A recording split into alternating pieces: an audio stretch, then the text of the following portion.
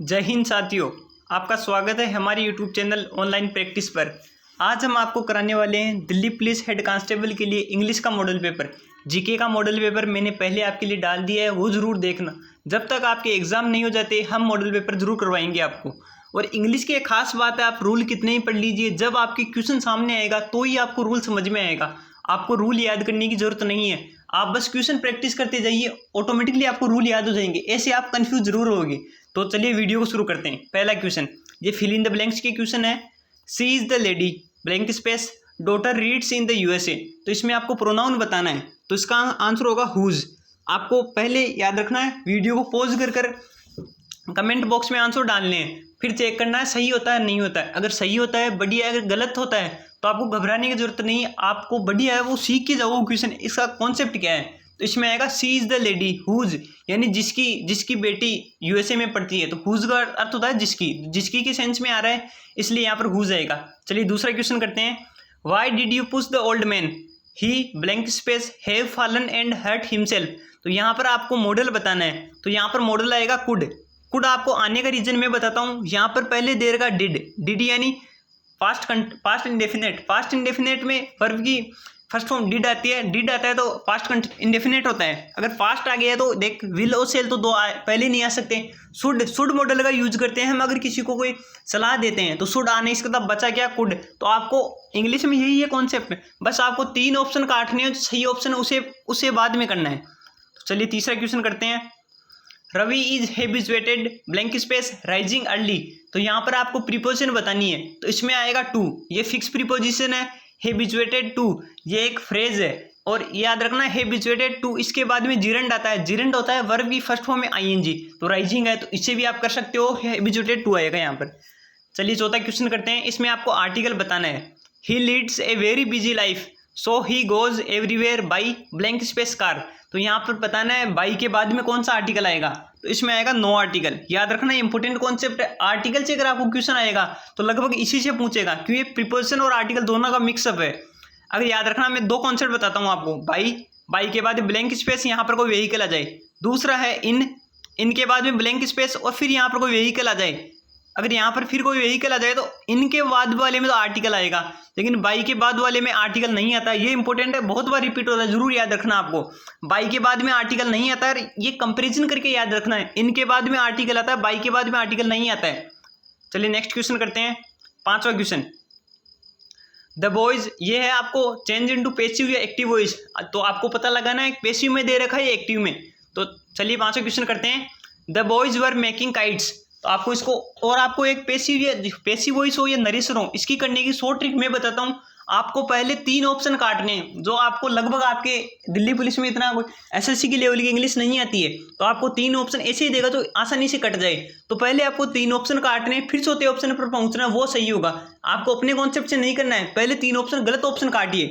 तो देखिए, जब भी हम पैसिव वॉइस पे चेंज करते हैं तो टेंस चेंज नहीं होता। तो पहले में आर दे रखा है, पहला नहीं हो सकता। दूसरे में वर दे रखा है, दूसरा हो सकता है, तो पहले आगे ऑप्शन चेक कर लीजिए। तीसरे के अंदर पहले से आर दे रखा है, ये नहीं हो सकता। चौथे के अंदर हेड दे रखा है, हेड नहीं हो सकता। तो इसका आंसर हो जाएगा B, kites were being made by the boys. वैसे भी मेकिंग, इसके जब भी वर्ब की फर्स्ट फॉर्म में आईएनजी आ जाए तो उसके लिए बीइंग लगता है, तो इसका दूसरा आंसर हो जाएगा। चलिए छठा क्वेश्चन करते हैं, नरेशन का question. I said to him do you definitely need the shoot following week.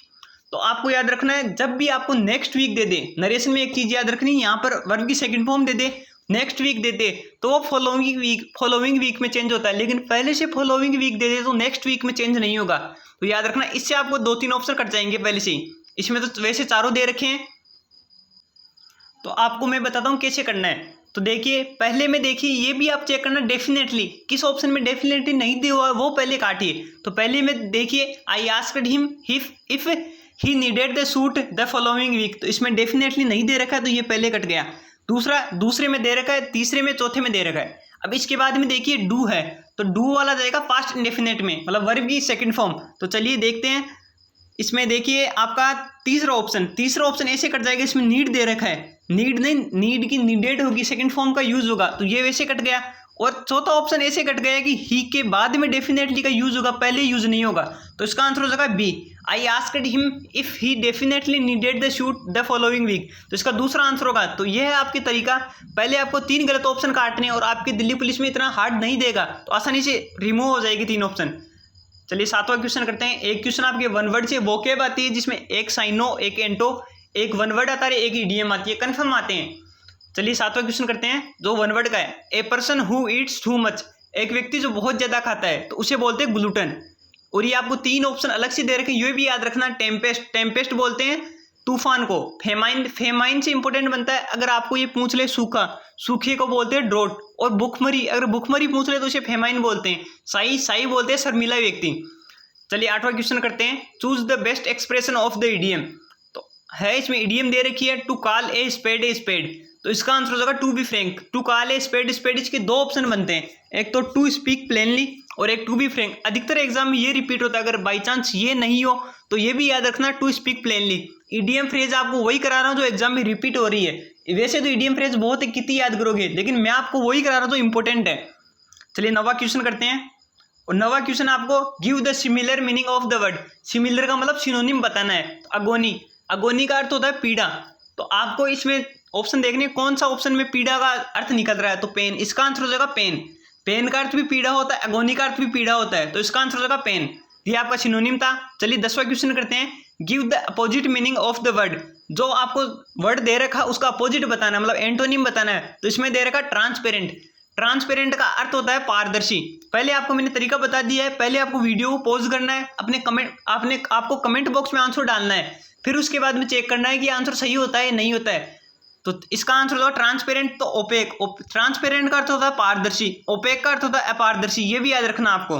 Visible, जो दिखता हो, इनविजिबल, जो दिखता नहीं हो। अगर आपको ये पूछे इसका सिनोनिम, तो विजिबल इसका सिनोनिम हो सकता है अगर ओपेक ऑप्शन, अगर ये इनविजिबल ऑप्शन में ना हो तो। चलिए नेक्स्ट क्वेश्चन करते हैं। 11वां क्वेश्चन। एरर के भी आते हैं आपको, 3 से 4 क्वेश्चन एरर के भी आते हैं। तो चलिए 11वां क्वेश्चन करते हैं। एरर बताइए आप। Our efforts are aimed to bring about a reconciliation. तो इसका आंसर होगा बी। बी पार्ट में एरर है। आपको फिक्स प्रीपोजिशन का है इसमें एम, एम के बाद में 8 का यूज होता है, याद रखना। इसमें 2 दे रखा है, एम के बाद में 8 का यूज होता है। ये रिपीटेड क्वेश्चन है तो इसमें आ जाएगा M8, मतलब बी में एरर होगी। चलिए 12वां क्वेश्चन करते हैं। इसमें भी एरर ही बतानी है आपको, 12, 13 तीनों में एरर ही बतानी है। He asked supposing if he fails what he would do. तो इसमें भी आंसर दूसरा ही है। सपोजिंग के बाद में, ये एग्जाम का रिपीटेड कॉन्सेप्ट, सपोजिंग के बाद में इफ का यूज कभी नहीं होता है। और अगर आपको सेंटेंस में एक और बता देता हूँ, सुपरफ्लूअस का एरर है ये। एक होता है कजिन, कजिन दे देते तो उसके बाद में सिस्टर या ब्रदर का भी यूज नहीं होता है। ये बस सुपरफ्लूअस से 1-2 ही एरर बनती है, लेकिन अभी जो एग्जाम का नया पैटर्न आ रहा है उसमें ये सुपरफ्लूअस की एरर पूछी जा रही है। तो सपोजिंग के बाद इफ का यूज नहीं होता, ये याद रखना। तो इसका आंसर होगा बी। चलिए 13वां क्वेश्चन करते हैं। Everybody in the office have left early hasn't दे।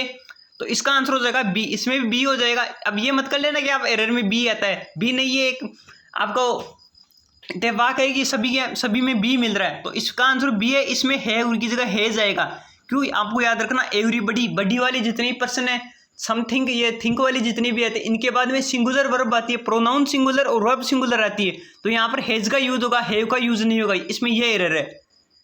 चलिए 14वां क्वेश्चन करते हैं।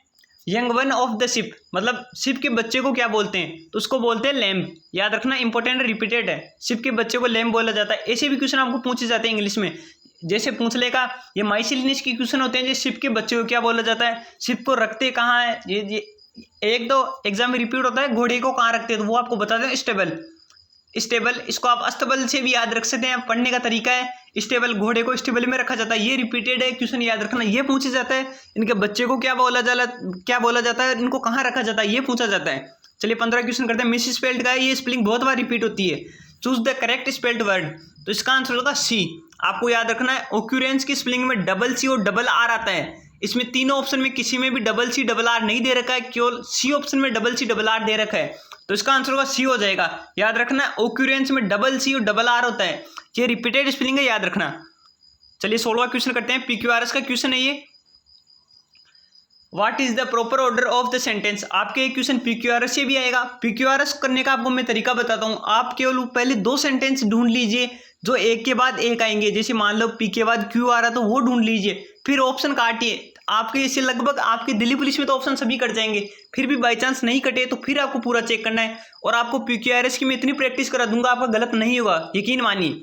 तो देखिए पहले पढ़ लीजिए PQRS दे क्या रखा है, Rome in a day was not built. तो इसकी शुरुआत करते हैं, सभी में ऑप्शन में देखिए पी से शुरुआत कर रखी है, तो पी से शुरू किए। रोम, रोम क्या है, अब नाउन है, नाउन के बाद में क्या आएगी, वर्ब। तो वर्ब देखिए, वर्ब किस में है, पी के बाद में कौन सा आएगा, आर।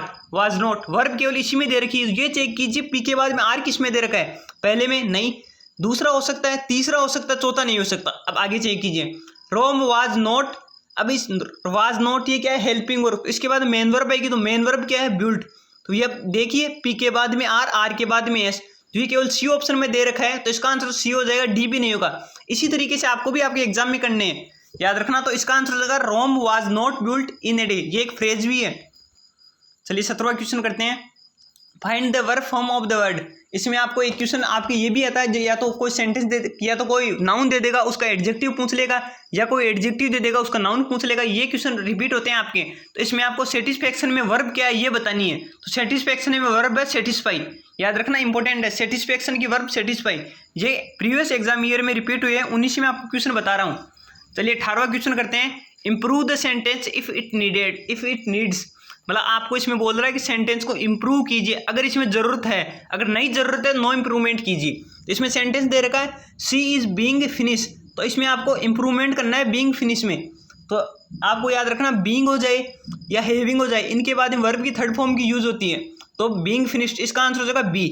क्यों, फिनिश्ड वर्ब की थर्ड फॉर्म में, बीइंग के बाद वर्ब की थर्ड फॉर्म यूज होती है, बीइंग का कोई सेंस ही नहीं है, बीइंग फिनिशिंग जिरेंट नहीं होगा, वर्ब की थर्ड फॉर्म होगी, नो इंप्रूवमेंट है नहीं क्योंकि बीइंग के बाद वर्ब की फर्स्ट फॉर्म दे रखी है, तो इसमें हो जाएगा being finished, she is being finished the work, याद रखना इंपॉर्टेंट है।